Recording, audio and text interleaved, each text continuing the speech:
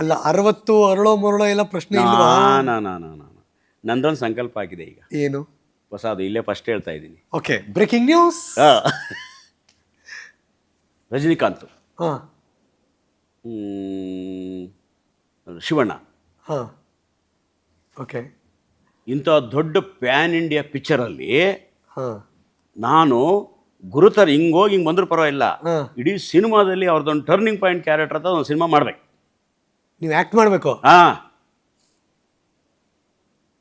ಒಂದು ಕಡೆ Tollywood, Hollywood, ಇದರಲ್ಲೆಲ್ಲ ಕಾಲಿವುಡ್, ಇಲ್ಲೆಲ್ಲ ಇವ್ರು ನಾಗರಾಜ್ ಕೋಟೆ ಅಂತ ಒಬ್ರು ಕಲಾವಿದ ಅಂತ ಗೊತ್ತಾಗಬೇಕು, ಅದೊಂದು ಸಿನಿಮಾದಿಂದ ಗೊತ್ತಾಗಬೇಕು. ಆ ಥರದೊಂದು ಸಿನಿಮಾ ಮಾಡಬೇಕು. ಬರುತ್ತೆ, ಅದು ಮಾಡ್ತೀನಿ. ಬರುತ್ತೆ. 100% ಸಂಕಲ್ಪ ಹಾಕೊಂಡ್ರೆ ಮುಗಿದೋಯ್ತದು.